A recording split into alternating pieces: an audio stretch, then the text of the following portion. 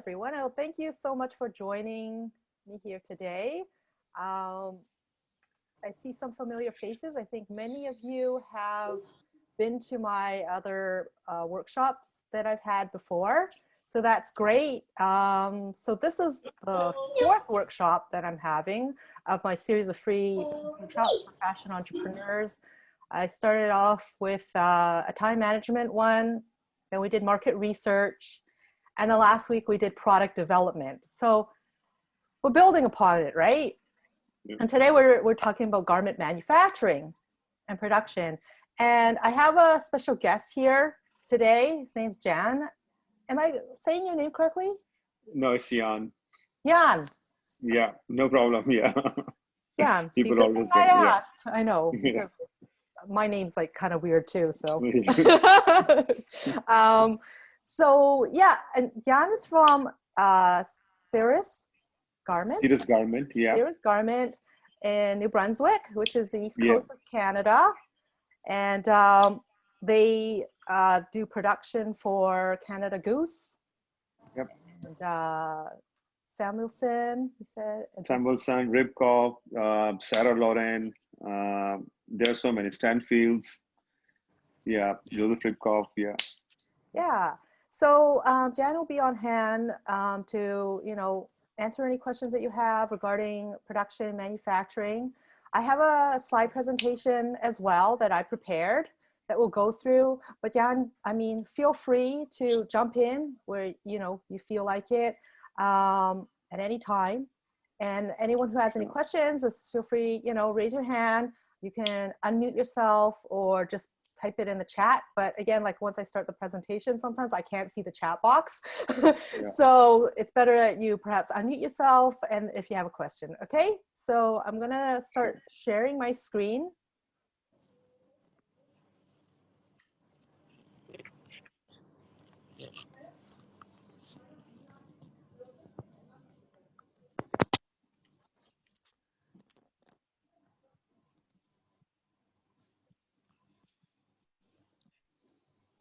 Can you all see this? Yep. The fundamentals of garment manufacturing? Yeah, yeah. Yes. Awesome. Okay, so.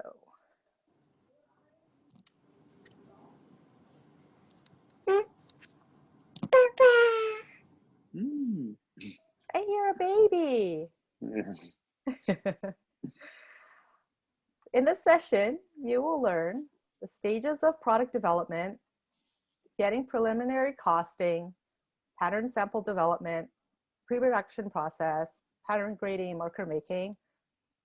Oops. Doing that again. Production samples, quality control checks, packaging and shipping, and we'll also talk about the pros and cons of domestic versus offshore manufacturing. So there's quite a lot to cover today. This is quite a meaty topic. And, obviously it's not going to be like everything. It's really hard to cover everything about production in about 1 hour, but hopefully at least this will give you an understanding of the production process. Okay? Yeah. So before we begin, just want to introduce myself. Oh my goodness. My name is Glynis, and I'm a clothing brand owner turned business consultant and SEO specialist. I have 20 years apparel industry experience. I've worked for big brands like Club Monaco, HBC, Reebok. For about a decade, I've done everything from I was a fabric coordinator at Club Monaco. I was a product developer for the Zellers head office. I was a product manager at Reebok. I was handling the development of the CFL uniform redesign and also handling the apparel line for the licensed division for the NFL, NBA, and CFL. And I also had my own clothing design company, which I ran for over 10 years. And so I built that business from scratch, from doing direct to consumer shows and building up wholesale account into getting into retail stores and boutiques. I got distribution in Canada and the US, and also did some private label design development work for Google as well. And so really my passion is that I love to help creative entrepreneurs build a purposeful and profitable business so they can make a living doing what they love. Awesome. Yeah.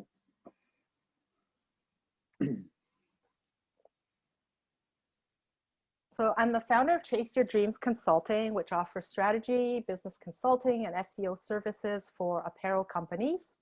Mm-hmm. I'm also the host of Chase Your Dreams podcast, which is available on pretty much any podcast platform. And also I had some media coverage. I was featured in the Vancouver Sun, National Post, Globe and Mail, and recently on CBC Radio.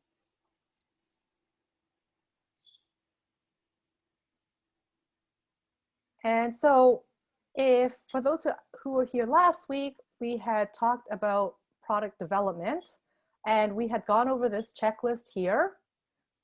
So anyone who missed it, I can actually can give you a link to this checklist to download if you are interested.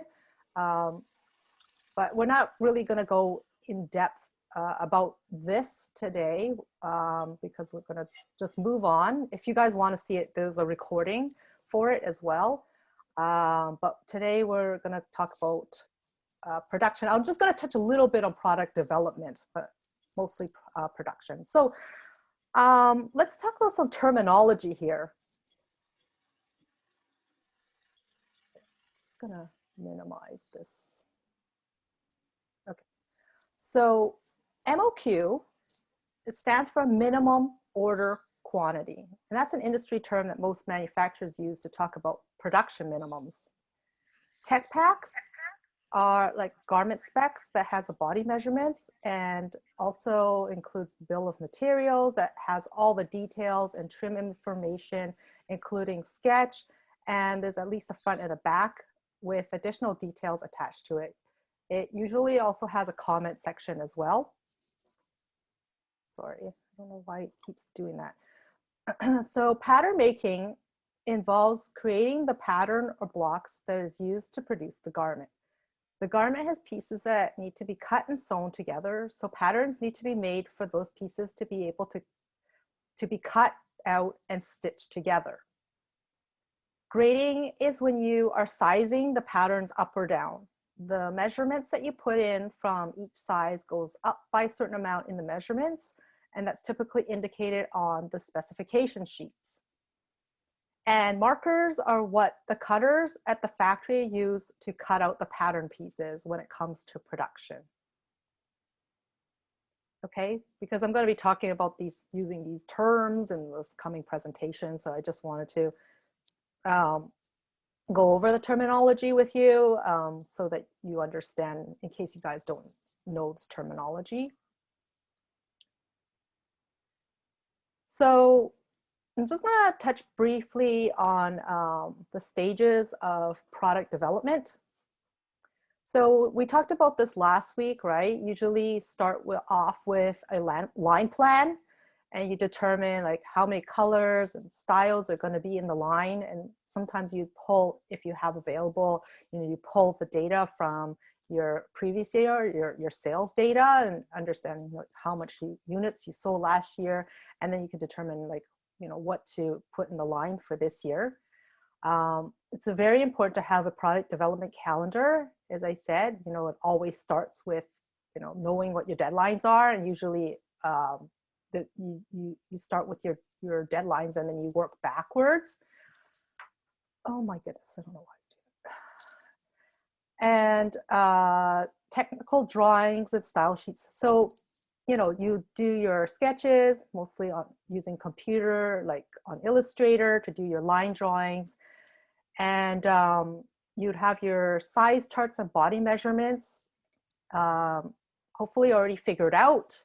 And you can do some research on that to determine, like even, we talked about, sometimes you can find size charts online for other brands, or you can, buy a set of clothing and measure them to make your own body measurements. Then you create your specs and your grade rules from that. And then you create your tech packs, a bill of materials. Then you would get your patterns made, and your patterns and samples usually together, hopefully in one place. So if you find a pattern maker, hopefully they have a sample sewer with them, or if they sew their own samples, because usually, you know, patterns, oftentimes you don't get them right the first time, and they'll require some revisions. And so that's what the sewer needs to communicate with the pattern maker, right? Any changes that need to happen at that stage.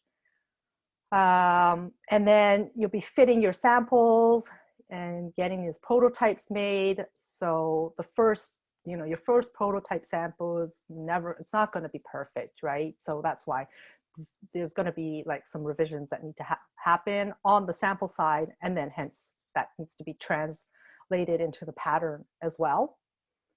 And so yeah, that's your fit sample. So you'll be fitting them on fit models if you have one, or you can fit on yourself if the clothes, you know, are designed to fit on yourself. If not, you have to find somebody, a fit model person to actually fit it on.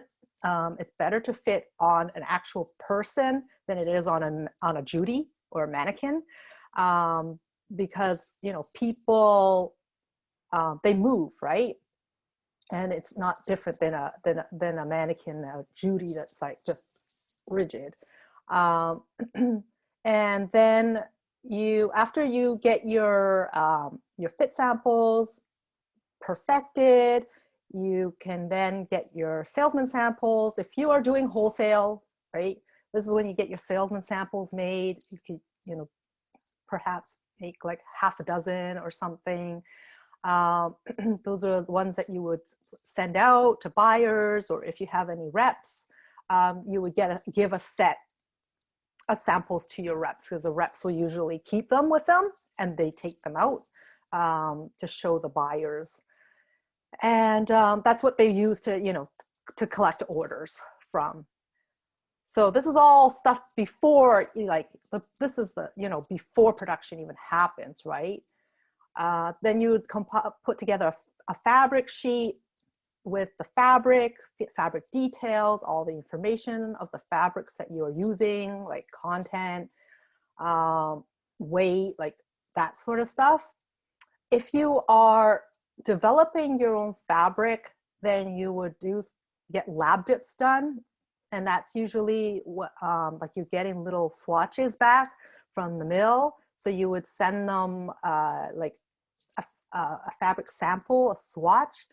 And so this is the thing, okay, if you are getting custom fabrics dyed, always send a fabric swatch for them to go by. Not, you know, not a screenshot of something, right? Or piece of paper, or like screenshots like are probably the worst thing to do, because every computer monitor is calibrated differently. And so what you see may not necessarily be what the mill sees, okay? And I've seen this before, people like going, you know, the lab dips they sent are way off, and they can't figure out why, and they just kept going back and forth, right? And not getting the lab dips correct. And I asked, like, what did you give them? Was it a fabric swatch? Or they're like, well, I gave them a screenshot, but with a Pantone reference number. But even that, it's not accurate, right? Unless they have the actual Pantone swatch in front of them. If you can get the Pantone swatch, Pantone fabric swatch, you don't need to buy the entire set of Pantones, because that's actually really expensive. But you can buy the individual Pantone and send them that to match, okay? They need the fabric swatch because fabric looks different in different lighting. Like fabrics in natural lighting looks different from fabrics in indoor lighting, incandescent lighting, fluorescent lighting. Like store lighting, everything. And so that's what like I was doing when I was working at Club Monaco. I was a fabric coordinator. Every fabric came by me, and I approved every lab dip. We had a light box there, and the light box had like every light setting, right, for every kind of light. So I would turn it, and this would always happen with black fabrics, especially. And I mean, people, you may even notice yourself that sometimes you buy a pair of black pants that, you know, that look great in the store, but then you take it home or something and the color looks different. And that's the lighting, right? And so black, you know, when you say black, there could be so many shades, variations of black. So that's lab dips and fabrics. And then after that, you would figure out your fabric consumption. So before you go into production, you need to know what the yield is. So you know how much fabric to order. And that's usually figured out at the marker stage from the pattern maker, okay? The first time you make, you may have to guess a little bit in terms of your yield until they actually get this down to science and figure out what your actual yield is for each garment. Yeah, so you have to figure that out to get your fabric consumption.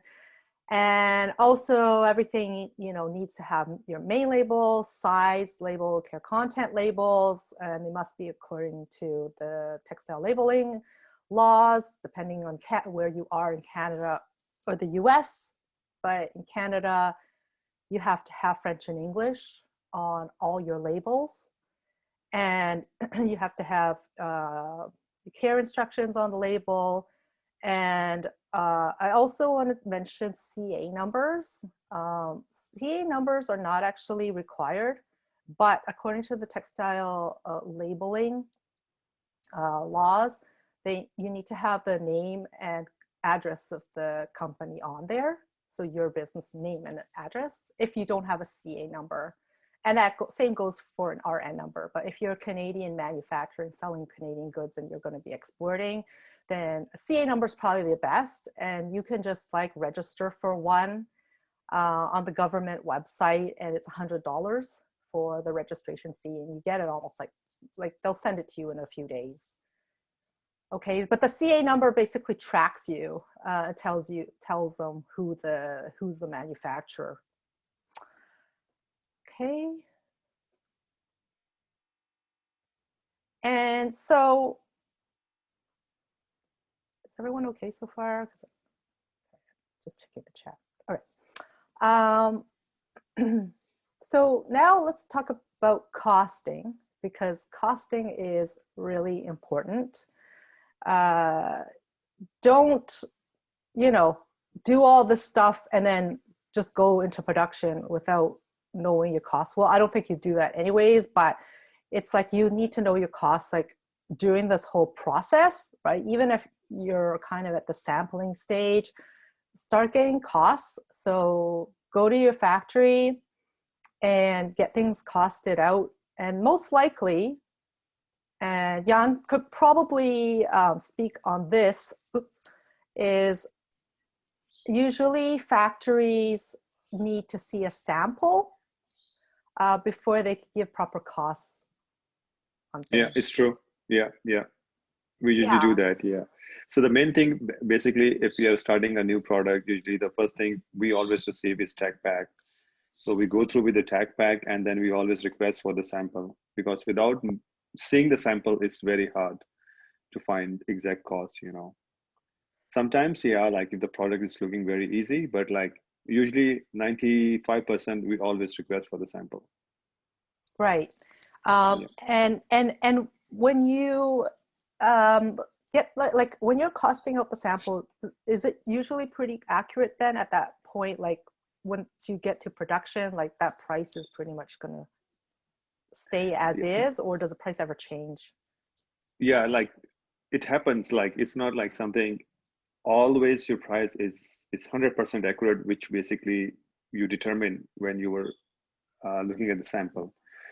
So for the best thing is basically is we always choose our best sewers and give them a random quick, production run for that sample. And from there, we can just take the average, because we know that, like, if let's suppose we have a production of around like 100 pieces is coming. So we know that like after 5 pieces, the speed will be much higher of the sewer, because he will get used to of making that one. So always remember that when we look at the sample, we always give them the price on base of, like, we know that what is the maximum speed of our sewer or our production line, because for us speed is very important. As I told you last time also, we are working in a modular system. So in a modular system, we work in a group as a team, and in a team is always like it depends on the speed. So if they are going extremely fast on the product, they are making more money, and moreover, like, we are making more production by doing that. So that's why we always count on the highest amount of the speed that, let's suppose, a garment can be made in a 1 minute. So we calculate based on their maximum speed. So in the beginning, like when we run a sample run, we always come up with the half. If a person is making in a 1.5 minute, so we know that after 5 pieces, he can easily make in a 1 minute time.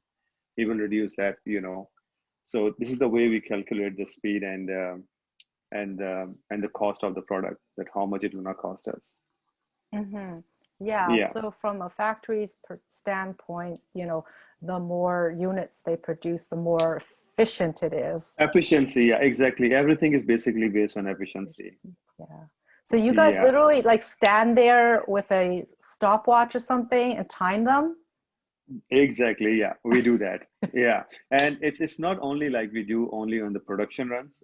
Sample runs. We always like after every other 2 or 3 days, we calculate the speed of the server. And if we find that something is wrong there, the production is not coming from their modules or teams, we check that with this. We have a watch. We call it productivity watch.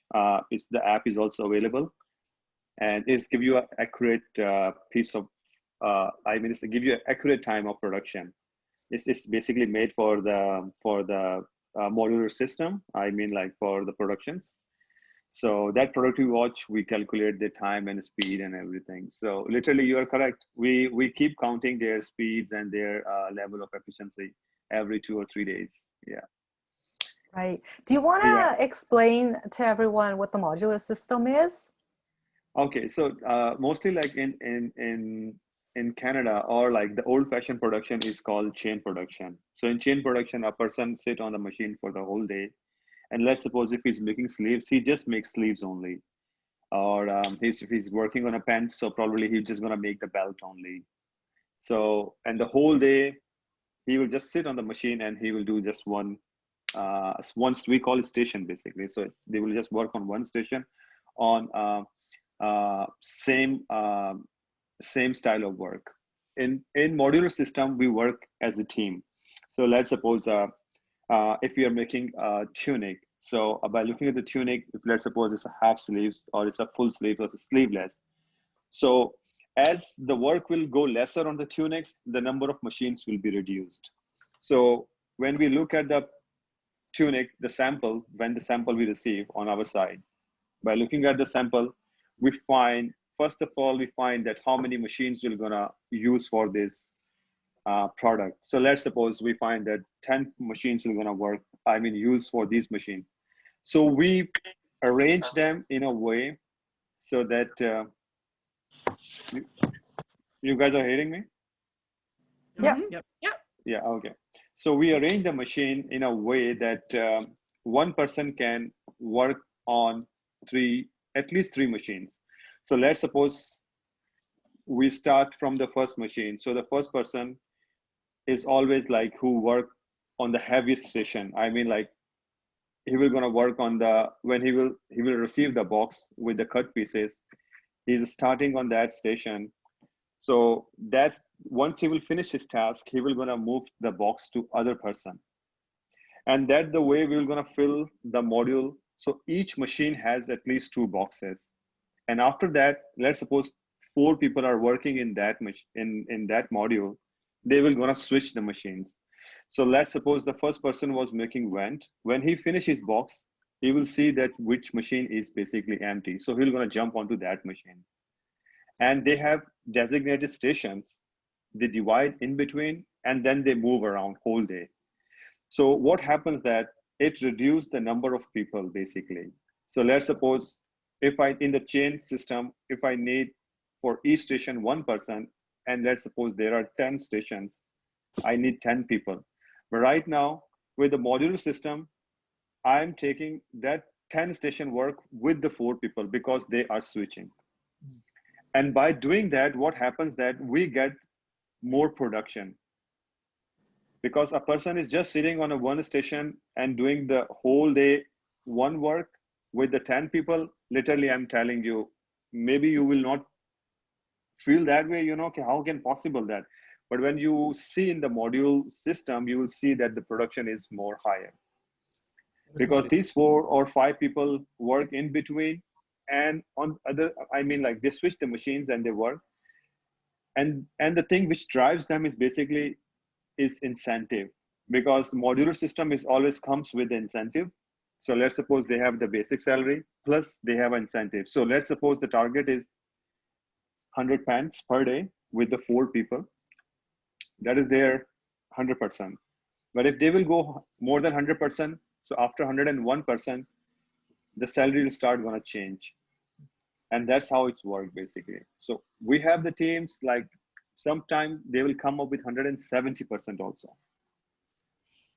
It seems like also like you're battling the fatigue as well. Like if you're doing one operation all day, there's going to be peak times, there's going to be fatigue times. You're not going to get quality out of anybody after a while. They're just going to get tired. So the modular system seems to be a much better system in terms of like working together, getting yourself, you know, working on different operations and getting up and moving around. And I wish it would be like that, you know, but mostly people I have seen here,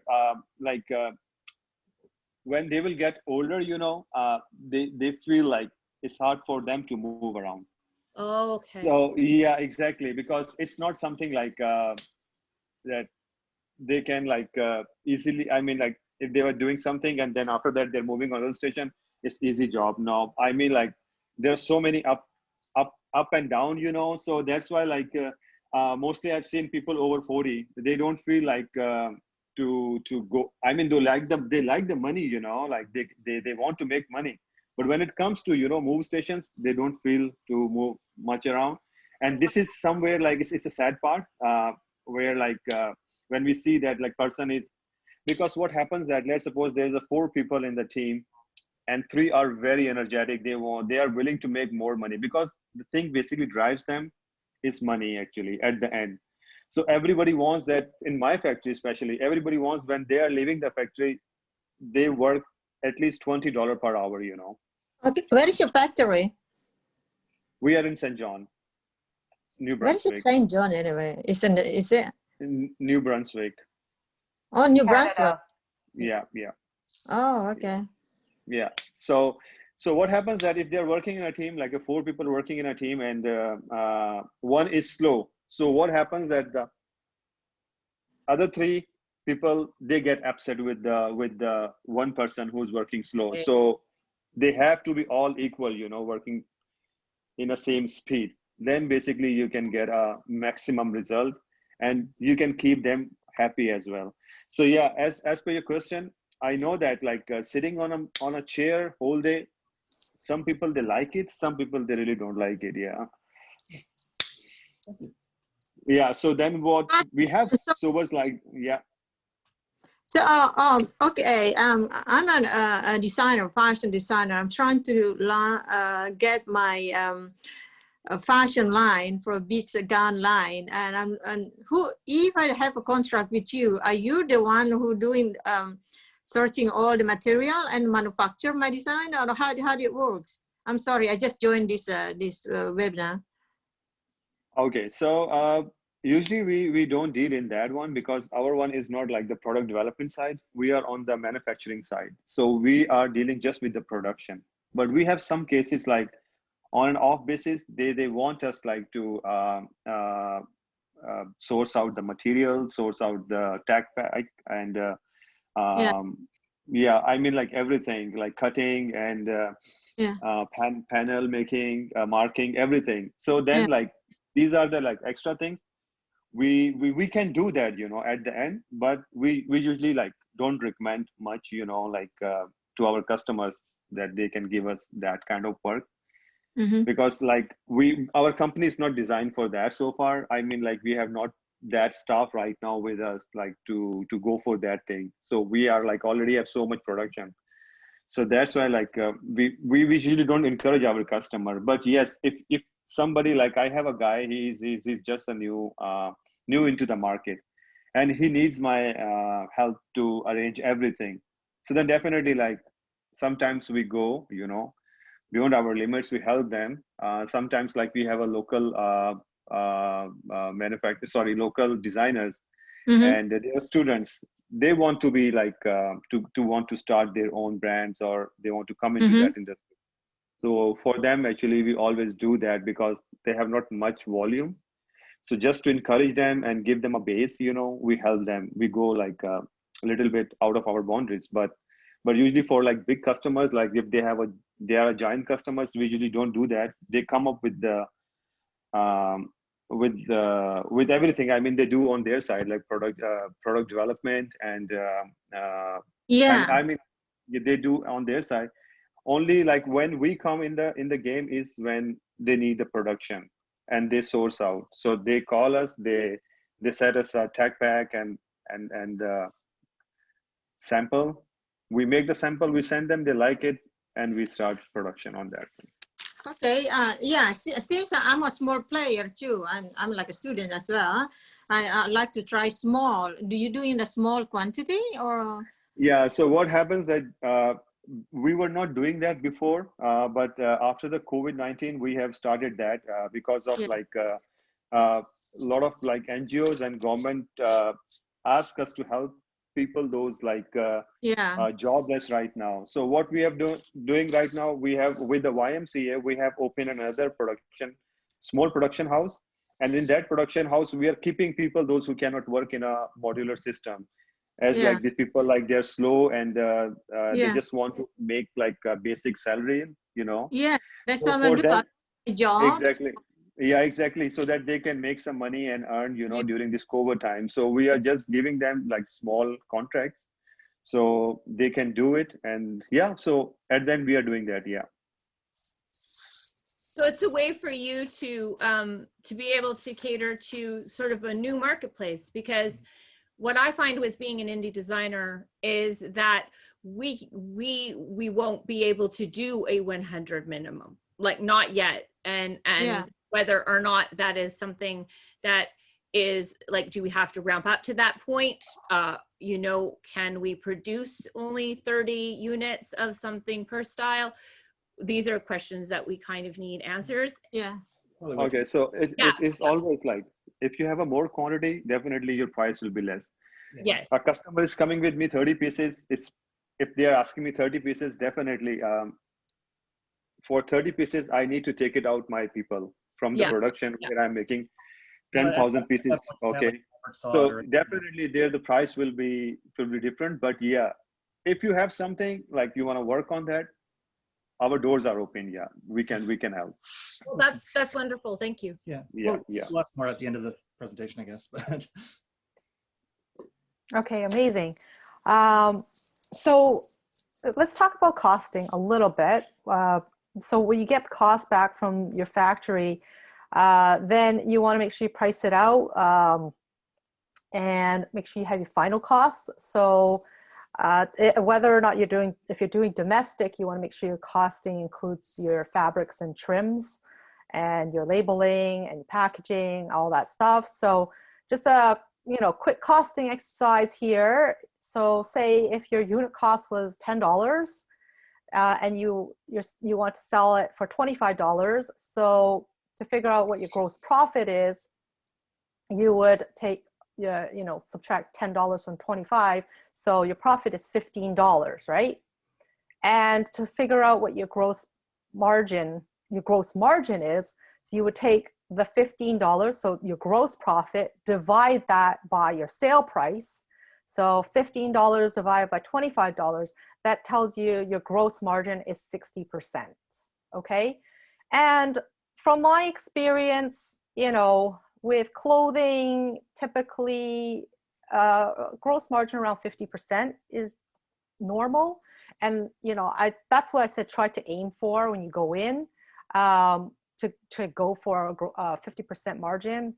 But, you know, as you're starting out as a new brand, your costs, like Jan said, you know, it's probably gonna be higher. You may not be getting the margins that you are hoping for. You may not get your 50%, but you know, if you can get 40%, 35, 40% or something, you know, I think as a starting, you know, you may have to just take a hit on your margins a little bit, but without having the risk of too much inventory, right? So you're not trying to get the scale as you would be as an established brand, which is making, like, you know, thousands of units, which you're getting a better price for. But, you know, the thing is that you won't be stuck with as much inventory when you're starting off as a new brand. So your costs are going to be a little higher. You're making a little less margin, but you don't have the risk of the big having risk. all the inventory.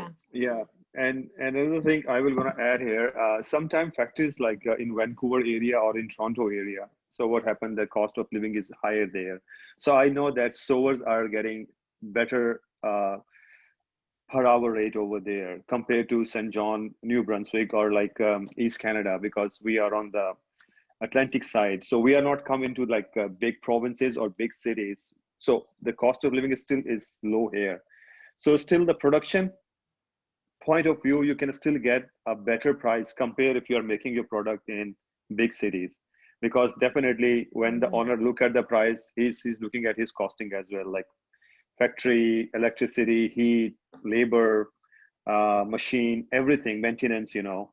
And definitely the person who has a factory in Montreal or Vancouver, if I have a factory over here, then definitely there's a difference between my costing and his costing, you know.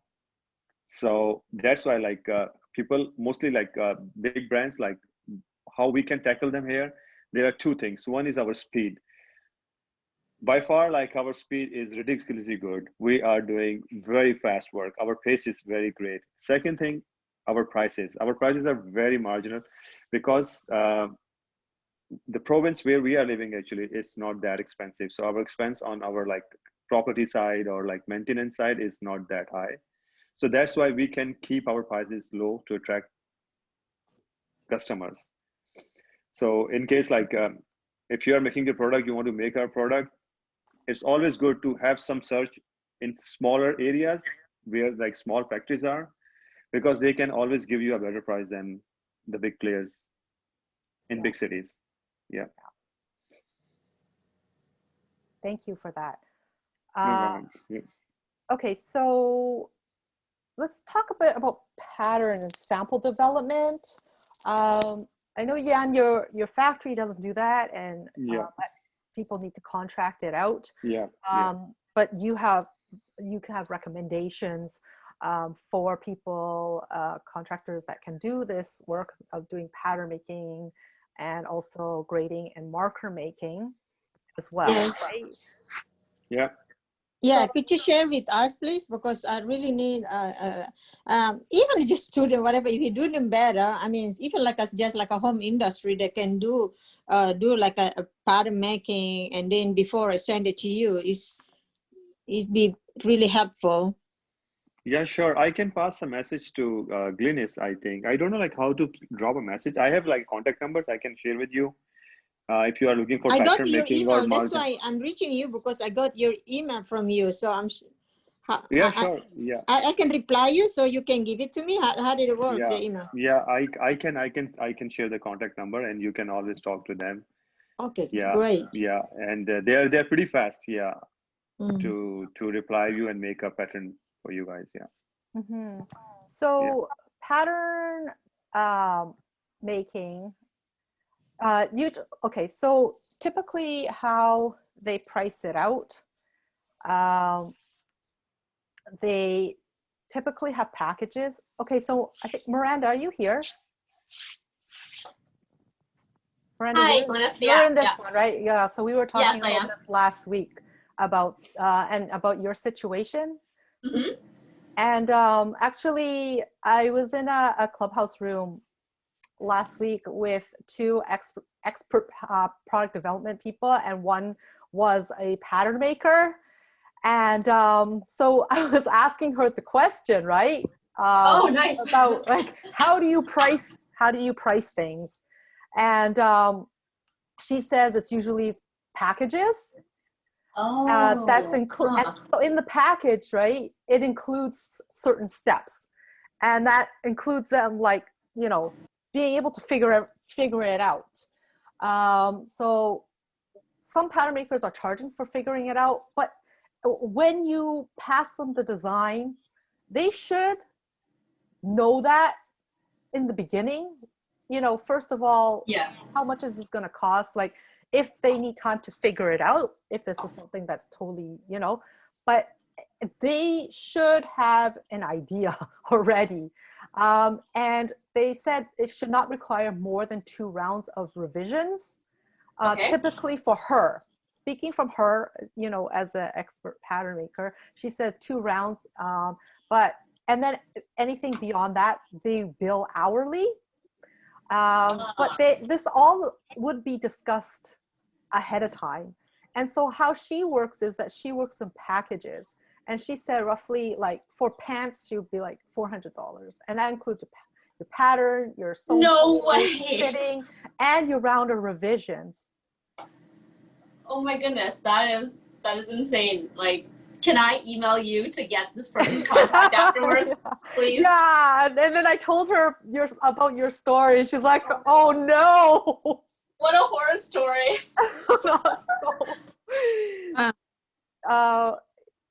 Yeah, and then she doesn't charge, like, charging hourly. Usually, if she's working for somebody in their office, that's usually how she does. But if she's working with clients like freelance, she has packages based on the style, and she'll tell you what it is. And then you know, she includes those rounds of the revisions, but usually, you know, she won't charge extra unless like there's redesigns happening throughout the development process and you're changing details of it, then there will be extra costs incurred.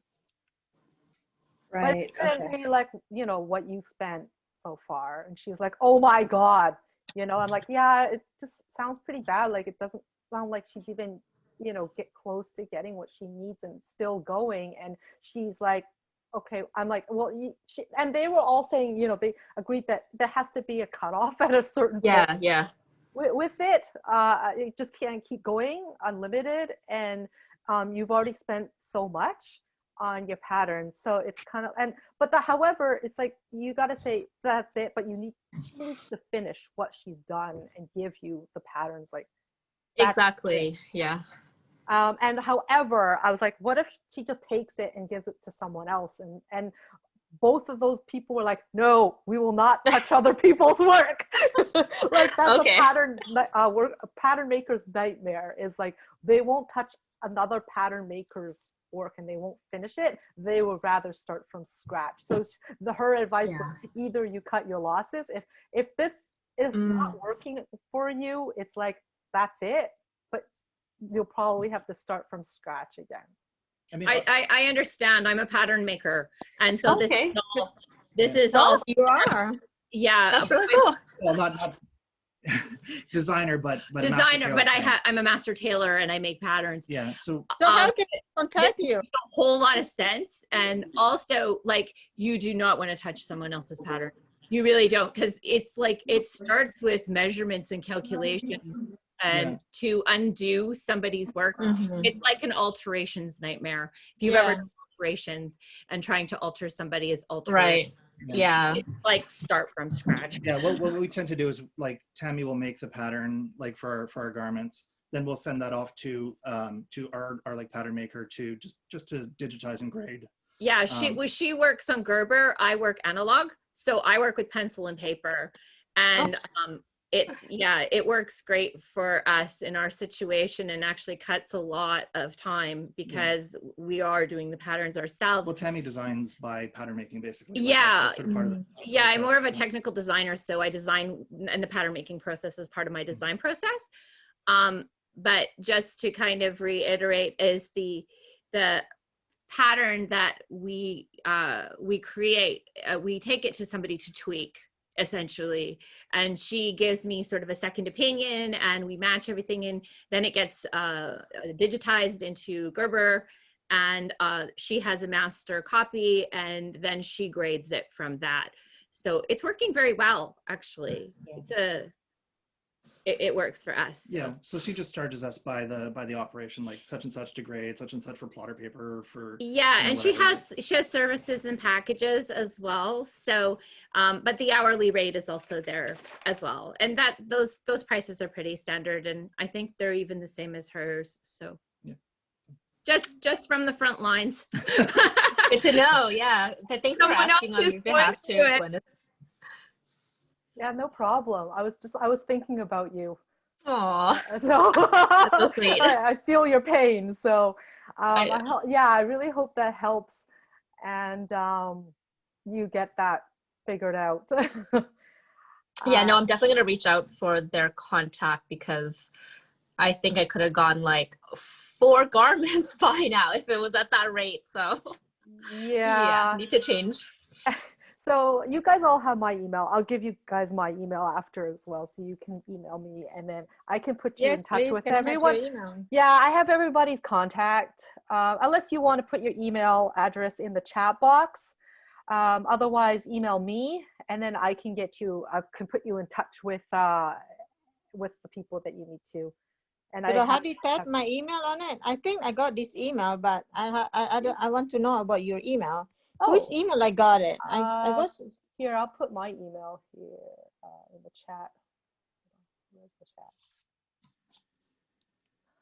I'm sorry, I'm new in this webinar. That's okay. Mm.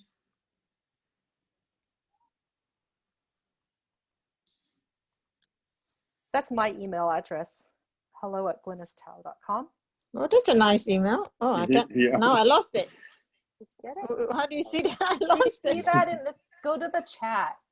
Oh, it goes If to you chat. click on the chat, and then you'll see Mm. the chat there. I just put my email address. Oh, okay. Did you get it? Got it. Let me write it down.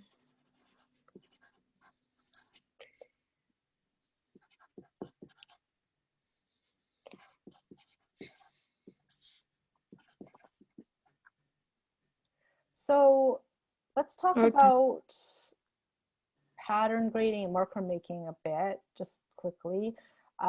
So once you get your pattern perfected, then it's ready to be digitized into a CAD system.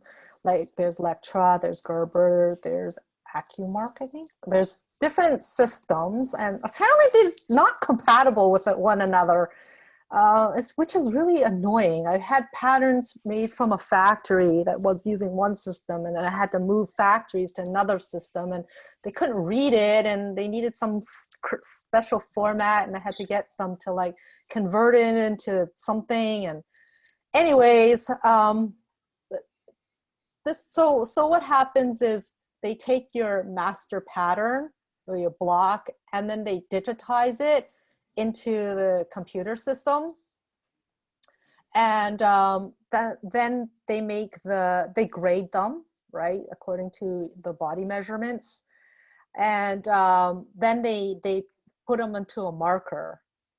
So the marker is the picture where you see it down below, where all the pieces are kind of like, Tetris together. So the in this process, they're laying it out in the most efficient manner, so they get the highest yield out of your fabric with less waste. And so I think, and this is the part, Jan, right, that they actually will pass you the marker, or do they actually have to give you the pieces that are cut? Is Jan still there? Hello? Yeah, I'm here. Oh, maybe he just stepped away. Anyways, Yeah. oh, hi.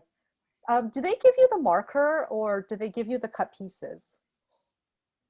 I only Yeah, so see the, yeah, so they give us the cut pieces basically. Okay, you don't do cutting in your factory? We do if the quantity is small actually, but if quantity is big, then we don't do that. Oh, Yeah, not the big one. but oh, yeah, not the big one. Yeah, if it is like 300-400 pieces, we can do it. But if it is like in thousands, we usually don't do that. Oh, So you then don't we have like, send like, sorry. you don't have like, so you don't do like the fabric spreader and saw in your factory. You just like cut manually, like small quantities. Yeah, so because the cutters we have right now in our factories, they are not meant to be cut for like 1,000 pieces. It is only like if they are like few hundreds, we can do that. Yeah. Oh, interesting. So, Okay, so you a client cut like Canada Goose or Joseph Ribkoff or whatever, they would do their cutting somewhere else because all you do is the sewing. Yeah, exactly. Oh, You're okay. right. Yeah, Wow. So that yeah. makes your factory very efficient because you do one thing and you do it well, as opposed to trying to do many things and trying to keep that I all mean, organized. really, it's not harm. Like if we still like if we can do it cutting also, it's not a bad thing because then you are more equipped. You have more. Uh, I mean, like you can offer more services. The only thing is that like then if we take the cutting as well, it's a whole big project. So buying a big industrial machine for cutting is whole different game. Yeah, it's a big investment. So usually we don't that even like all big these designers like Ribkoff and I mean like Canada Goose, they don't cut on their side. Usually they hire the cutters, those who are like industrial cutters. They send their all goods over there with their panels, and then they do that computerized cutting. Oh, that's And interesting. yeah, exactly. And when we receive the lots, the bundles of the pieces, we don't receive from the direct from the vendor. We receive always from the cutters. So the cutters, they send us the lots, everything with their cutting slips, that how many pieces are in the lot and which colors are there. So we receive from them. Yeah, So then you have the pieces and then you just sew those pieces with the exactly. So tech when pack. we receive when the pieces will come in the this tech pack, and the sample making is the earliest thing. It means that there is no lot, nothing. It's just like when we are initiating something like we are going to make a new design. On that time, we work on tech packs, thread, colors, all this stuff. But once everything get approved, then we just wait for the lots. And when the lot or bundles start coming, we put them directly into the production.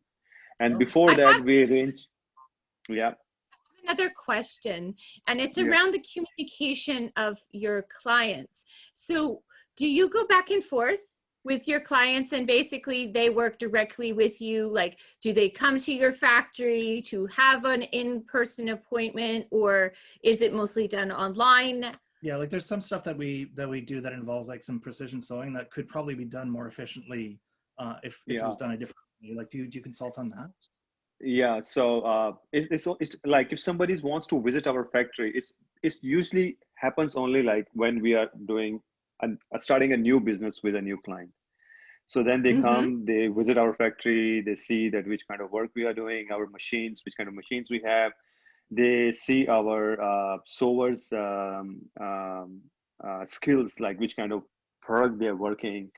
So they see that, and after that usually they don't visit again because then after that it's all conversation over the phone. Because what happens that once they get satisfied with the first batch of the production, usually they don't want to come again, because until and unless there is something like disasters happen, that something has done wrong and then the whole batch or whole lot has been rejected, then probably they can come in. But so far never happened like that on our side.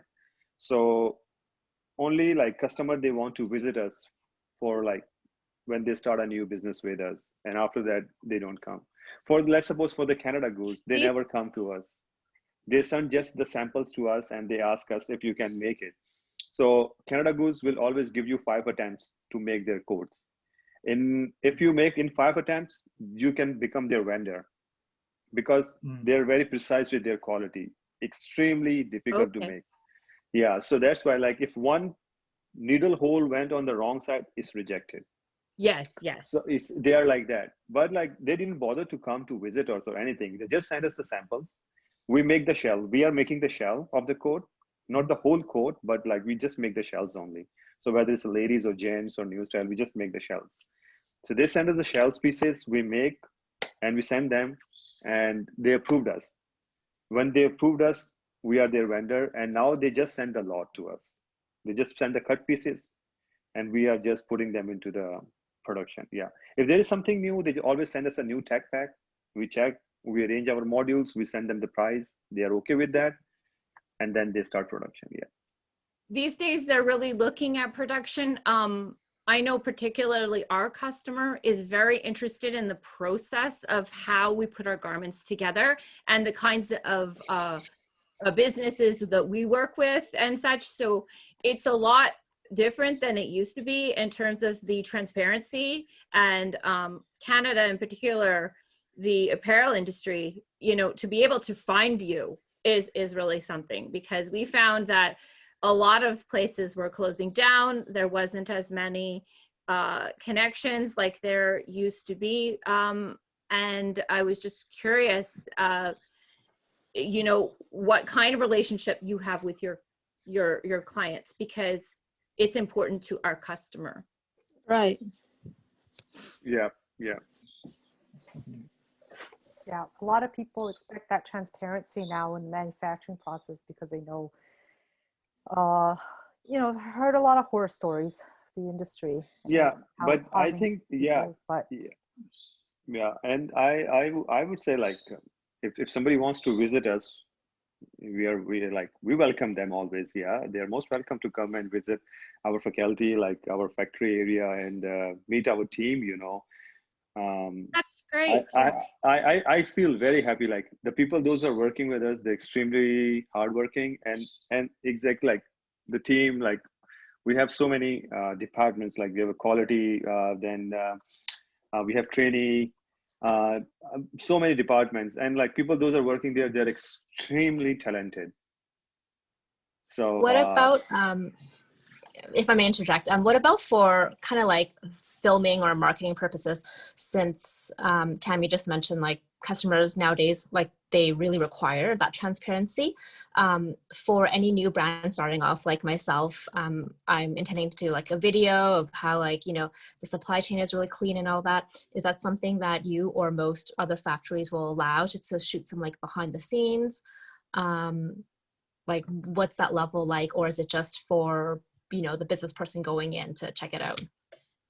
exactly, yeah, it depends basically, like, which purpose you're using. So like, if it is just for, like, you know, advertisement or something, and you need something like for the background, we won't mind for that. Yeah. Mm-hmm. Yeah. Okay. Yeah, you know, just like those very standard type of videos where they show like the people sewing and like, and all that. And adding to that, I was wondering, what's a good way to ask a factory about the ethical wages that they might be paying, like living wages or beyond, or even like sustainability practices? Like, if it's not on the website, how would someone start the conversation with the factory, seeing that if we're a new brand, then it's a lot of risk for the factory to take on. But at the same time, if we're asking so many questions like, okay, what's your ethics around this? What's your sustainability around this? Then we don't want to be shot down by the factory either. So what's a good middle ground of how to start this conversation? Yeah, so for that, usually what happened that like, usually it's very confidential, you know, we don't talk too much, like what we are paying to our what are the normal wages to the employees or sewers or production. Usually what happens that when somebody is visiting us, so we have a screens all over the factories. So these screens basically shows that what efficiency the team is working. And these efficiency, like, let's suppose if you are visiting me and you are coming during the lunchtime, and during the lunchtime, if you are coming and visit my production, you can see the screen is showing that team 1 or the module 1 is right now at 130%. 130% means people always ask us like, what does this mean 130%? So we tell them like, basically this is their target 100%, and right now they are above their target. So they are working at 130%. So what it will give to them. So their minimum wage was 100% this, and now they're working at 30%. So it means they're making extra money. It is their incentive. And meanwhile, we are getting more production. So that shows already to the vendor that people, those who are working here, they are making much money what a normal sewer is making somewhere else. So that shows sustainability on our side, that the sewer will gonna stay with us for longer period of time. And Even it is a success. Like, you know, it's not like the minimum wages per industry and, you know, whatever, like Canada has a standard minimum wage, which is and usually like in the province like they have a like minimum wage. So definitely we cannot go below that. And when government said something there, you know, so they keep all the costing of like living costs, fuel, inflation rate, and everything, and then they keep the minimum wage rate. They set that rate, you know. So definitely we cannot go below that rate to pay our sewers. So they are getting more than that. And then plus moreover incentive. I'm telling you, like normal wage in New Brunswick right now is $11.70. This is the provincial government rate. Nobody can pay below that. But our sewers are making in between $20 to $25. Oh, okay. Yeah. Per hour. So that's it great. shows that, yeah, even like if we have a crush times, sometimes like, you know, it's a textiles. I like in the beginning when we started the factory, we had some crunch time also. And these crunch times, people like, they were with us, they never left us. Why? Because they knew that the wage they were getting with us, or the money they were making with us, they cannot find anywhere else. So that's why like, even in the crunch times, they are always there for us. And that's the great thing. Yeah. Well, I think that's something to be really proud of, because if the minimum wage is $11.70 and yours is basically double, so you're giving like 100% of more than minimum wage, which sounds like a very good ballpark for a living wage, which isn't the same as a minimum wage. But yeah, that sounds like you guys are doing a really good job on the wages front. Yeah. Thank you for sharing that, Jan. No problem. Yeah. So let's talk a little bit about finding manufacturers. Well, through webinars like this, obviously, when you bring in, you know, somebody who runs a factory, there's also, you can do some networking, like amongst each other, talking to other brand owners, and going on social media, perhaps on different apparel or fashion designer groups on Facebook, going to trade shows now. Well, not that they're not having any in-person ones, but they still have virtual trade shows happening. Texworld just happened in New York, and a lot of manufacturers there. You can do your sourcing. You can ask suppliers such as fabric and trim suppliers and notion suppliers, because those people are always shipping things to the factories. Right? And pattern makers also, right? There's associations and organizations. In Canada, we have the Canadian Apparel Federation. In the US, there's CFDA. And so they have a lot of resources on this page, the CFDA. They actually have a list of manufacturers listed on this website, the CFDA website. And also fashion schools are also a good resource, because sometimes they might have, you know, some lists, a library, a list of, you know, different suppliers, vendors, contractors, agents and consultants. I have contacts as well. And so anyone who wants to reach out to me, I can provide that some information. And also good old fashioned Google, right? Googling it. Yeah. This is the best friend for everybody. Yeah, so those are some ways that you can find some small run manufacturers. So let's talk about production samples. And so it's the sampling stage, right? So you want to have checkpoints throughout the process and making sure that you're checking the quality of your products. And so by doing that, like say you're handing off your production to Jan's factory, you sent them your sample. And so the next thing what typically happens is that you would ask for, especially since if it's your first time manufacturing a certain style, you'd ask for a pre-production run, like a set. So a pre-production run would be a full-size set. Okay, and so is that correct, Jan? Yeah. Yeah. So is that typical for most companies with Canada Goose? If they were producing a new style with you, would they be asking for pre-production? Yeah. Usually, like pre-production means it's not like that we are running a whole big 100 pieces for them. It's just like 4 or 5 pieces we have to make for them, and it depends on the customer as well. Like some customers, they are very particular, like Canada Goose. They're very choosy, they pick things. So we know that we have to make a sample and get a stamp with them. Like, okay, this is done sample, nothing wrong. You prove that? Yes. In writing, everything done? Yes. Some customers, they don't bother that. So they just, okay, we just need one sample. We just send one sample and they are fine with it. So it depends customer to customer, but yes, we need to have a run for them before we go to any style. And yeah, so, and it's not like we are doing, it's basically customer demands always. When they send a tech pack, they send a sample, they always request that they want to go with a sample with them. So usually we make 3 samples, but we don't send them immediately all 3 samples. We send one by one.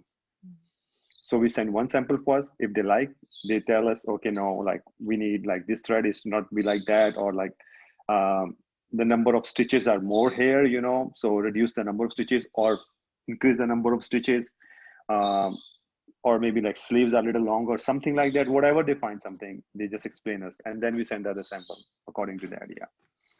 So we make 3 samples and then we send one by one. So usually what happens is within a couple of first or second samples, usually they get approved. Yeah. Yeah, and that's on the brand side. Like he said, every brand has their own set of requirements, but for everyone I've worked for, like I work for Ribkoff, and we always ask for pre-production samples.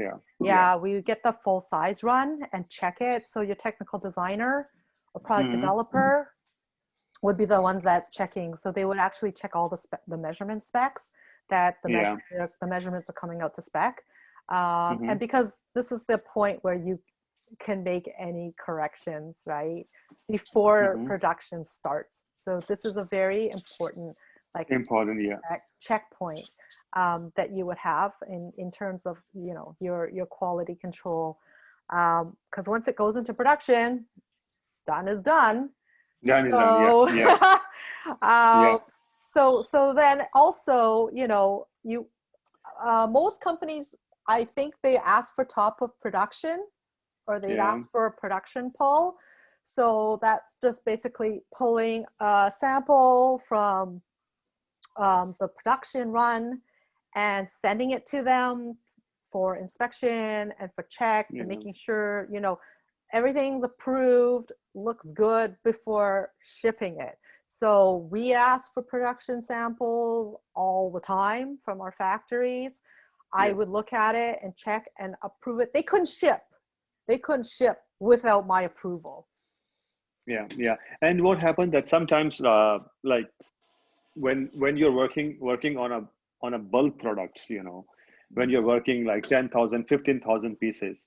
So here, sometimes what happened that cutters, when they send the material, they cut not as good, So your source should be very intelligent on that time, that if they find something fishy, the panels are not matching or the panels are not equal, panels are waving. Sometimes what happens, the weave of the fabric, they cut differently, So the sewer should be very smart on that time to find it. If not, then the quality in charge must be very smart to find these things, you know, to send before the customer. So on and off, these are the very normal practices. We always face these issues. So what happens that if we find something is getting wrong or going wrong over there, we wrap up two pants or like any two styles. We send immediately to the vendors and we tell them that these are the things happening on a production side. We hold the production for a while. Let us know immediately that what to do. Or sometimes we just show them on the Skype or like on the video chat that these things are happening. We show them the product. If they're fine with that, they said, okay, no, just carry on. We are fine. If not, then we stop that immediately until that issue is not resolved. Yeah, I like that you do that on the factory side, you know, and not assume things are okay and then just keep going and then ship the product. And if it's all wrong, then what happens? Who's responsible for that if the production received is incorrect, like for whatever reason? For the vendor side, my boss and me, we are the people, you know, whether it's a sewer mistake or it's a quality in charge or it's a presser, whoever did this mistake, you know, vendor will not gonna ask them about, they will always catch me or my boss. For us, like if somebody has done something wrong, you know, we cannot do anything. Things happen, so it happened, you know. So then we just tell them that don't do it, you know, and if we see that the problem can be fixed, we fix it. Yeah, and usually like for the Canada Goose, you cannot fix the problem. It's rejected. Once you goes wrong, it's rejected. There is no way you can fix anything. But other things like other products, there are room there. So what happens that if let's suppose a label has been put wrong side or something has attached wrongly, we usually open it. But remember that opening is also another skill. All sewers cannot open the product. Let's suppose if you have put a wrong seam on the product, you want to correct it. You cannot give to any sewer to open that seam, because opening, it means that if person is not experienced, he will ruin the product. We need something very specialized who can open the product, you know, so that who can just open one thread and he can take it out all thread with a one cut, you know, rather like a person who is going every stitch and opening it. No. So we need somebody like who's very experienced. So things happen. So what we do, we fix and we can send. Yeah. But hopefully that doesn't happen much, is rarely. No. Or... So what happens, the things get catch easily. Yeah. So so in the modular system, what happens that the last point is basically the checking point where they check the pant or check the product, you know. So during the checking time, they cut the extra threads, they check the labels is on the right place, they check the sleeve. I mean, they check each and everything, okay? Yeah. And after that, it goes to the steamer. So when it comes to the steamers are very smart. They catch immediately, like if the product is not balancing on the hangers, they find it out, no, this is wrong. Something is wrong there. And after that, once it's done, it goes to the quality manager. Quality manager, he go through all the product and check. So literally the product, the people we have, I tell them they got a hawk eyes, you know. They look at the product and they tell you, this is the area where I feel something wrong, and exactly, you will find that things are wrong. So there are so many areas where the products go through with the checking. So that's why like we catch the product if something is wrong there.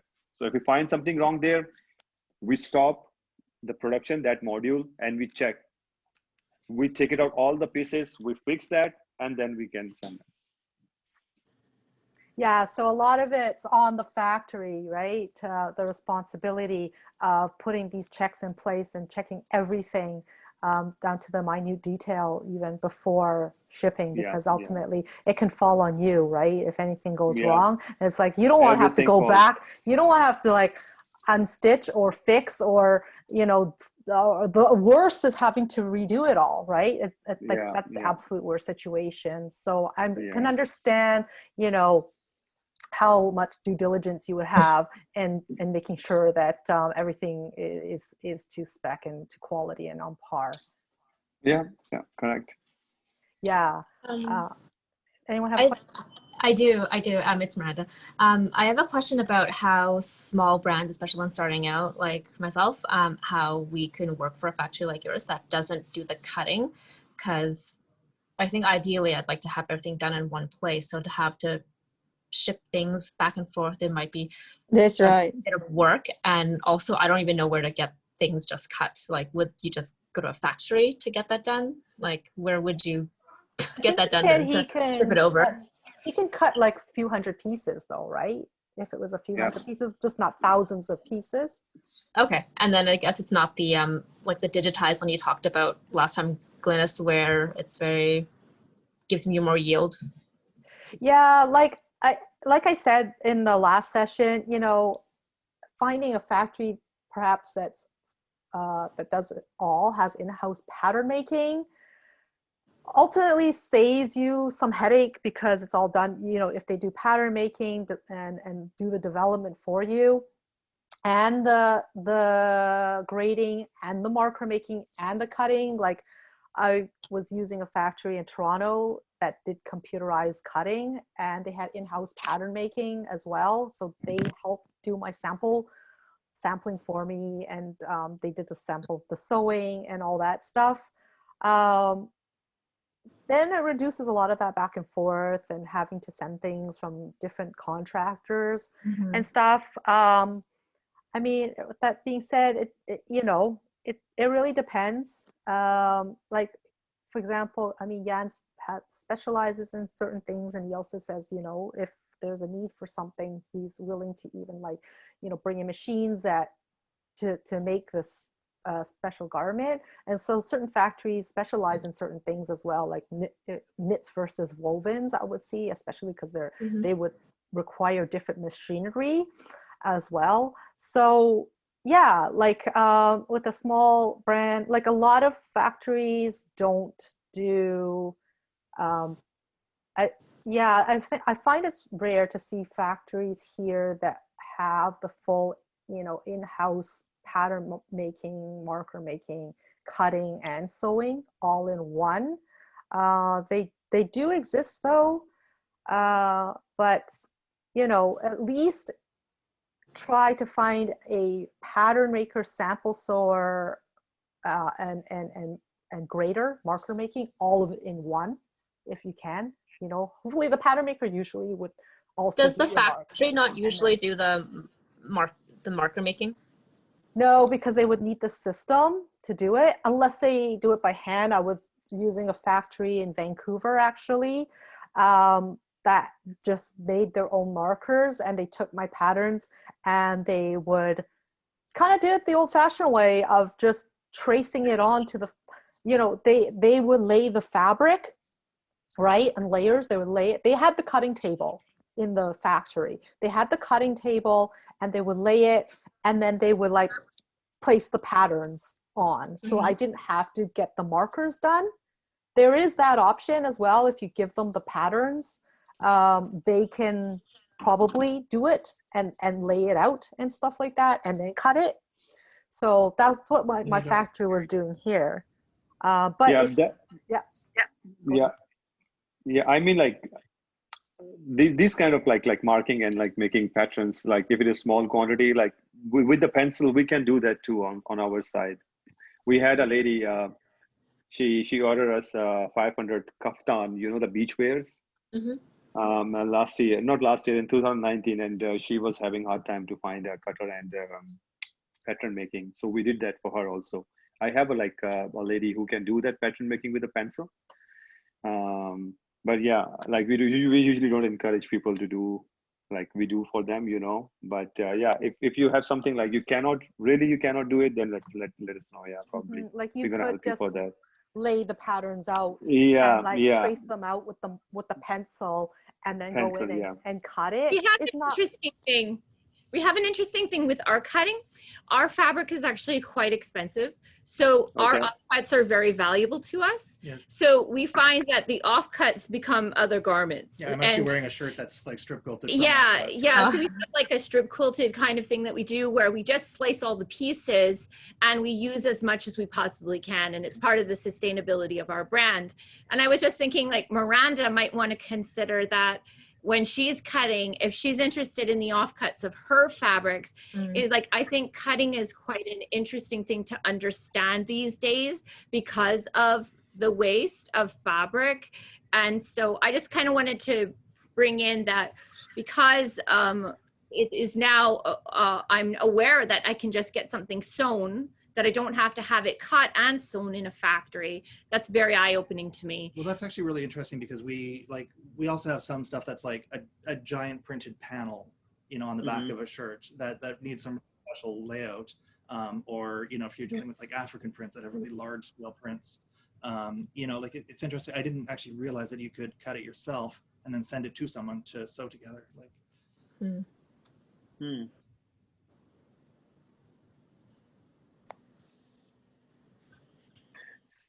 So how wide the roll is for your fabric?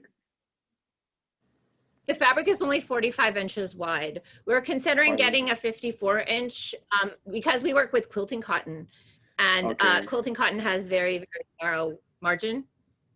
Okay. So the design, they all are like they're attached together or they're separately printed on the roll?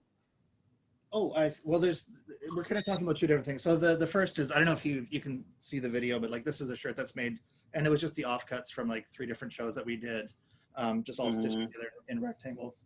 The other, I could probably find it. We went and had custom printed fabric. That was like a really large, like 16 inch by 20 inch graphic. And that one required some really tricky layouts. Like we actually might want to get like just a vellum piece so that we can make sure that the pattern is centered correctly. Sorry, I don't know if that answers the question. I just kind of went on a ramble. That's okay. But yeah, so it's basically a big print that is used for the back of the shirt. Yeah. And so like below the yoke, it is an entire panel that is one fabric. And that fabric is stitched to quilting cotton, which is at a very narrow width. Because that's just how the quilting cotton is. It's a 45 inch, it's 45 inch goods. So we have some things to think about in terms of where we're gonna go in terms of scaling. And this has been very valuable for us in terms of like how flexible you are in terms of what you can do and what we can do and how we can kind of put it together and make it much more efficient than we currently have it. Okay. Okay. That's just, you know, our story a bit. And then just, you know, once everything's been checked for quality, then you look at the packaging stage as well. And yeah, does your factory do all the packaging? Like they package the goods as well? So packaging is a part of production. So when we are doing our costing, we always include the packaging time as well. Yeah, some factories I've come across don't. They just give me the finished goods and they will charge for tagging and bagging and packaging and boxing. They may just give me all the sewn stuff in bags. My other factory was literally giving me, you know, my finished goods in like fabric bags, like, you know, the fabric roll bags. And I'd have to package everything myself. But check with the factory. Everyone is different. And depending on what your requirements are. So usually like our customers, all customers, packing is like one of the area like we have to do on our side, and we are being paid for that. I mean, like when we are giving the price, we include always price for the packing as well in our pricing, and we like for all the products, it's a different kind of packing, you know. Some required bagging, some required just to wrap it.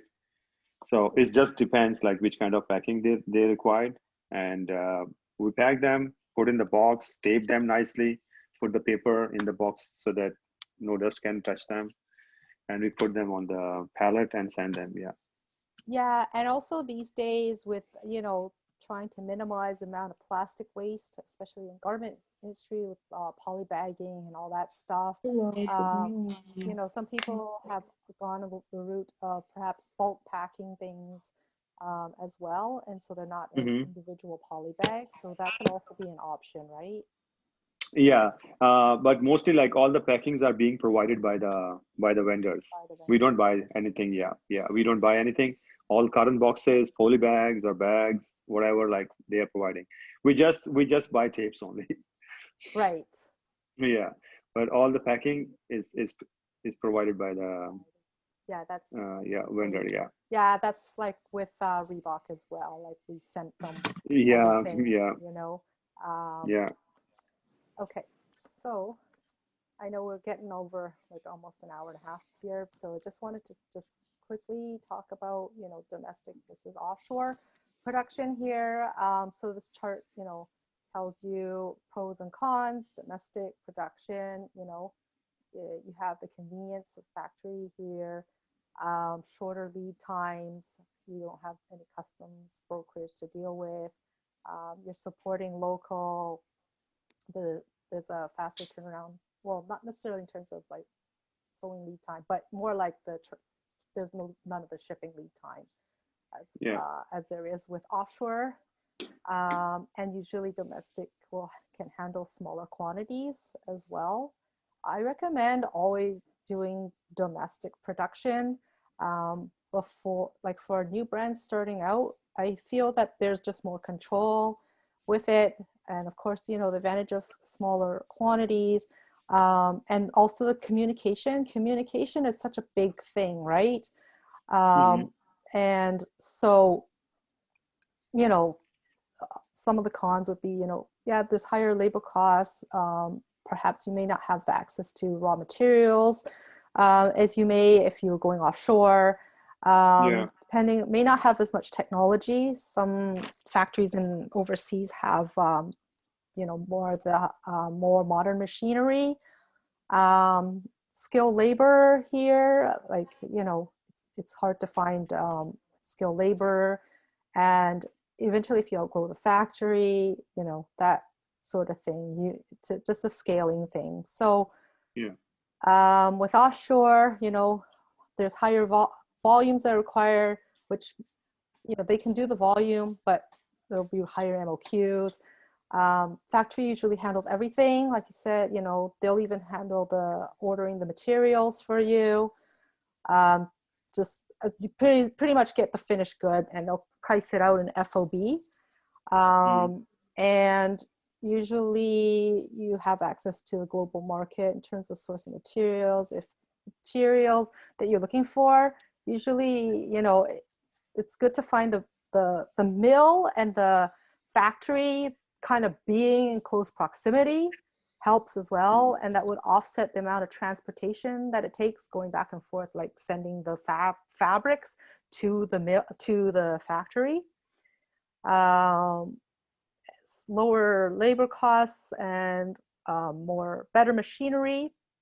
However, the cons, you know, higher minimums, perhaps less control. Like you may not be there to see what's going on unless you go in, do visits, or if you've established that trust, you know, with the factory. There's added costs, like sampling. You have the courier charges. There's also the shipping, freights, duties, and to import, there's brokerage costs. There's usually a longer lead time because you have to take into account the transportation, shipping stuff over, and possibly, you know, communication barriers as well. So perhaps, you know, the language barrier. So yeah, so that's it in a nutshell. I hope everyone found this presentation to be helpful. I really you know, enjoy doing this. So helpful. This is actually one of my one of my most favorite workshops so far. I actually really like doing this one, and I was actually looking forward to it. So now, you know, hopefully at the feedback from this, if you guys liked it, please let me know. I really appreciate feedback on it, so how I can make the next workshop better. I think it just made it so real. It really made it real. Yeah. I mean, I was like, wait a minute, I'm talking production. Jan actually reached out to me, and I was like, hey, you know, it'd be awesome to have someone, you know, like who runs a factory here. And yeah, I'm glad that everyone found it really helpful. But before you go, I just wanted to mention something that I'm actually going to be launching a group coaching program in March.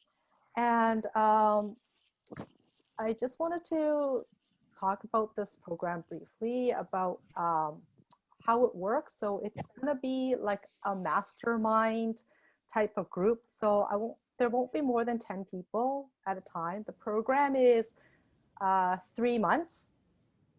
I'm just actually going to stop this for a minute here so that I can just show you what the program is about. So I actually designed the program for fashion entrepreneurs and clothing brand owners, because I know that, you know, all the expenses that go into running your apparel business, this allows to keep your costs fairly minimal, but you still get the support from working with someone with my experience and who's been there and done that. So the program is currently for 3 months. And at the end of the program, we can extend it month to month, depending on each individual's needs. And what's special about the program is that it's really collaborative. And, you know, just like the experience that you got today, right? It's like mini masterminds where it's like peer-to-peer support. Everyone's supporting each other through this journey. And so you guys can all be able to share resources and help each other out and build connections. And there's opportunities for collaboration here as well. And what I thought is really great is, you know, having access to perhaps purchasing materials. Like if you can't meet minimums on certain things, you might be able to go in with somebody and split that. I'm also going to have a Chase Your Dreams Slack channel that everybody will have access to communicate with each other. You'll be getting customized tools, resources, and the content that's specific to your needs. And there's going to be accountability along the way, right? So, and we're going to be celebrating each other's wins. And I'm going to make it fun, perhaps have some prizes as well, and that sort of thing. So we gotta, you know, celebrate our wins. And so really, you know, my goal is to cut down the time it takes for you to be able to reach your goal. And I'm going to be having these, the masterclass is going to be like, you know, weekly. So it's probably like a 60 to 90 minute commitment every week. And I will be bringing on guest mentors as well. I actually had a really amazing conversation with an industry veteran. She's a designer based in San Francisco. And she reached out to me after, I was doing a talk as a conference during Tex World, and she reached out to me and she's like, oh my God, you know, I just liked what you said, and I just want to connect with other people because, you know, she's been in the industry for over 20 years as well. And we had an amazing chat, and she just really has this thing that she really wants to change the whole fashion system, like the fashion industry. And she's seen it all, right, for over her like 20, 25 years in the industry. And when she's saying to me, I was like, I'm so inspired by what she had to say. And I really felt like everybody should hear this message. And I'm hoping that she's going to join me on as a mentor in this group. And she has amazing experience. She was able to build like many brands from scratch. She also, like her business, she was able to bring it from, you know, zero to, she built $100 million company, really without any VCs.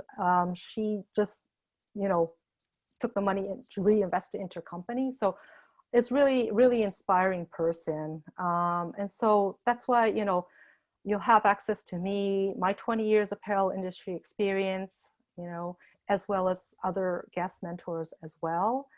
And right now the program's set to start Thursday, March 4th. And, you know, you get all these wonderful things like, you know, the private Slack community, custom master classes, group coaching calls, curated resources, mini masterminds, accountability groups, and access to guest mentors. So if this sounds like a program that will benefit you, the investment is only $250 a month for 3 months. And yeah, right now I'm taking applications because it's going to be through a selection process. And you can go and apply right here on this page. You just go and register your spot. It's not even taking payment. It's just an application form right now, just to get your name in into the program. And yeah, I'm gonna be, you know, selecting people to join.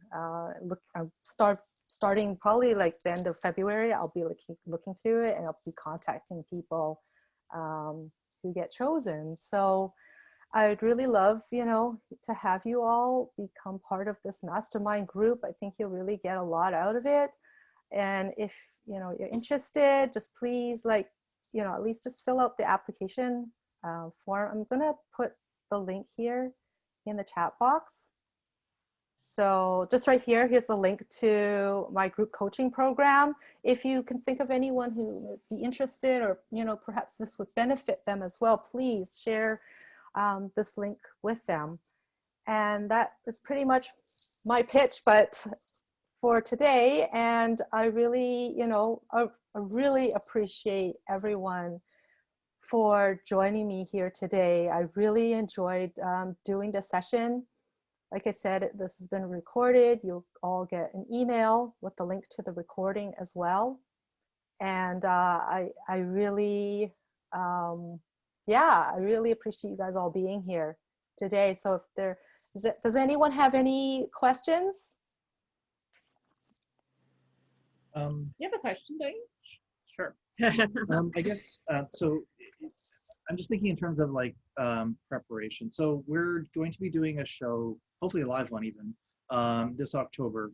And from that show, we're hoping there will be buyers there. So in the event that, like, I don't know, Nordstrom's loves our stuff, they want to buy a gazillion units of that, and they want it in stores for March.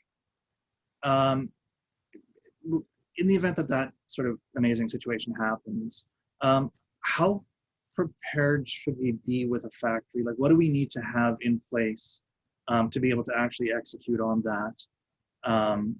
Because to say, like, here's some purchase orders, okay, we need 500 units. Like, where do we, does that make any sense? Like, what would a factory need to have in place already to be able to do that at that time frame? I think they would. Is that even realistic? Your tech packs and samples. Is that correct? Yeah. And perhaps have things costed out and ready to go. I think you need to have everything, your factory figured out, who you're going to be producing the orders with, and have all your costing done. Obviously, you need to costing because you're going to need your prices, right, to give to your buyers.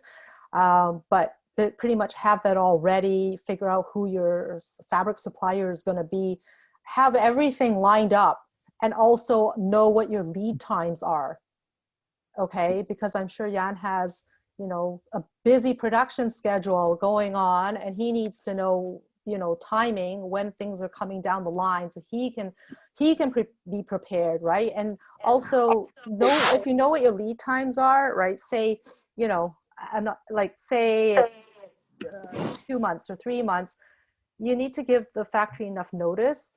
And it's not like you can expect them to just, here's the order and I expect it to get it in 3 months.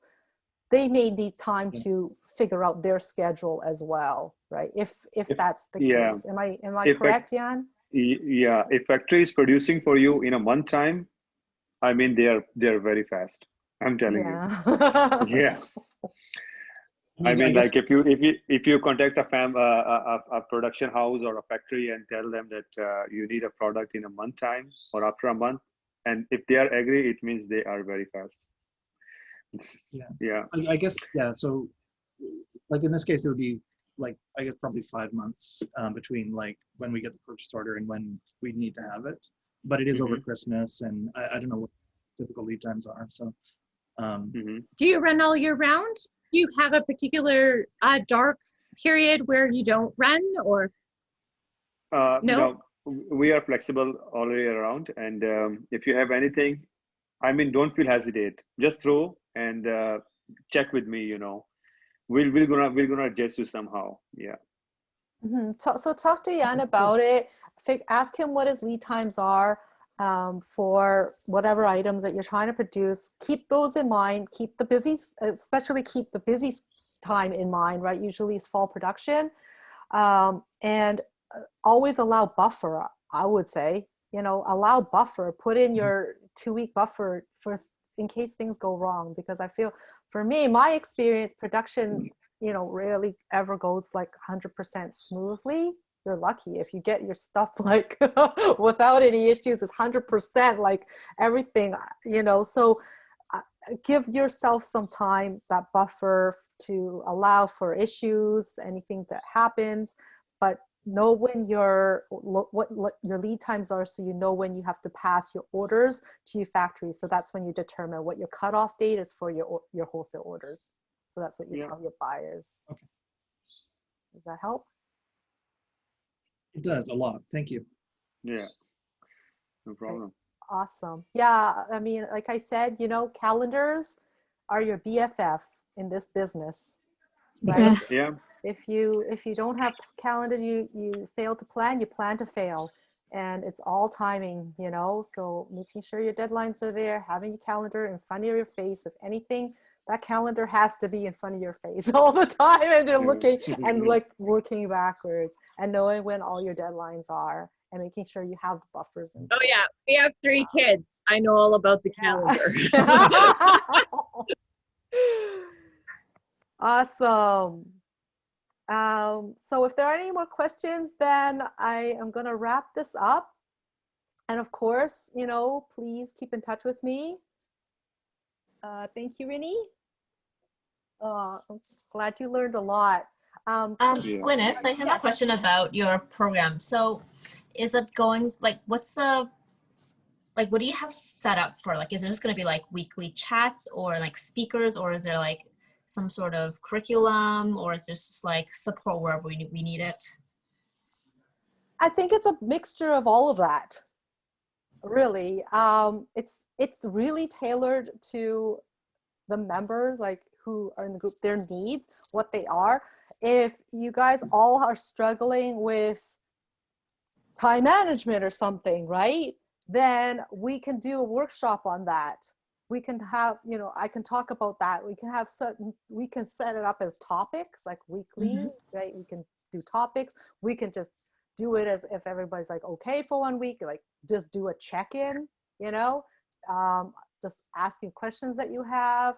And it could just be, it's just very organic. I think it depends on what you guys need at that time. If you guys have something specific, like if you know, need to talk about social media or PR, like I could try to find somebody and bring somebody in to talk about that. So it's just like, you guys keep giving me feedback, right? What you guys need. And then I will provide the support for you. So there's going to be some structure. And I think, you know, starting out, like I'll probably have something set in place. And then before the start, I'm going to give you like sort of an outline of how it's going to look, probably weekly, on the topics. And if people are like, well, I need more help on this area, then that's when I'm going to come in and then like provide more support for you. So okay, does that help? Yeah, and aside from these weekly meetings, however they turn out to be, you'll be available for email support? Yeah, that's why I have the Slack. Oh, the Slack, right? Okay. Yeah, I'm going to have Slack set up. So anybody in the program is going to have access to the Slack channel. And so you can message me directly, or you could post in the group. So we'll have some perhaps, you know, different things like a general one, or if you have special announcements, maybe one where you could celebrate wins or whatever you have going on. You can like put in the chat, you can ask people questions in it, or you can message me directly. Okay. I'll be available. Yeah. Does that help? Cool. Yeah. And so, I mean, I'm really working it out and really want to be able to make it so I can give you all the best support.